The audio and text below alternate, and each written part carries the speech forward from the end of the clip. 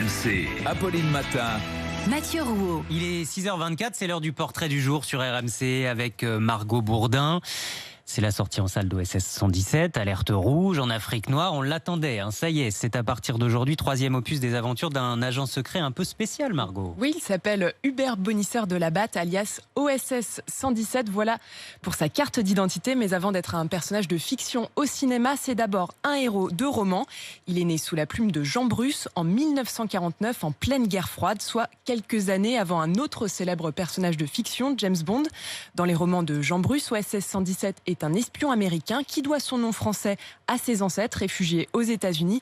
Alors pour écrire ce personnage, Jean Bruce s'inspire de son expérience dans la résistance, mais aussi d'une rencontre pendant la guerre avec un réel agent secret américain. Il porte le matricule 117, travaille pour l'Office of Strategic Services. Si on contracte, ça donne OSS. C'est une agence de renseignement américaine, l'ancêtre de la CIA. Dans ses ça romans, vient de là, alors. Oui, dans ses romans, OSS 117 a tout du mythe de l'espion, une carrure athlétique, une assurance et un charme fou.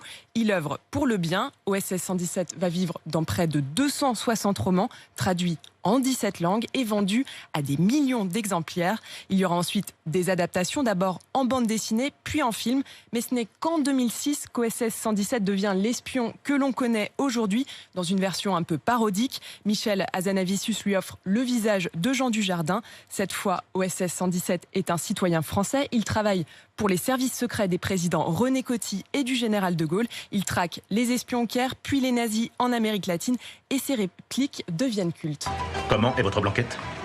Voilà, OSS 117, c'est un peu un James Bond ringard et maladroit, et il a tout pour plaire. Il est à la fois misogyne, raciste et arrogant. Les plats à base de viande sont-ils de bonne qualité ? Je vous répondrais oui, ça serait de la prétention. Je vous répondrais non, ça serait de la bêtise. Les Africains sont joyeux, sympathiques, ils dansent bien. Très bonne analyse, super. Sangawe Bamba est un ignoble dictateur. C'est pour ça que j'ai qu'entreprendre ce pays en main.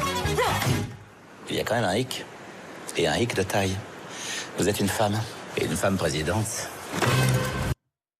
Voilà pour l'extrait. Après 10 ans d'absence, OSS 117 revient à l'écran. Dans ce nouvel opus, nous sommes dans les années 80. OSS 117 a un peu vieilli. Sa mission, cette fois, sauver les intérêts de la France et traquer des opposants communistes en Afrique noire. Et grande nouveauté, il est accompagné par un autre agent, l'agent OSS 1001, campé par Pierre Ninet. Bon, c'est un humour particulier, hein, c'est vrai. Ça fait du bien de rire et de sourire quand même avec cet été, cette météo maussade. C'est un temps à aller au cinéma.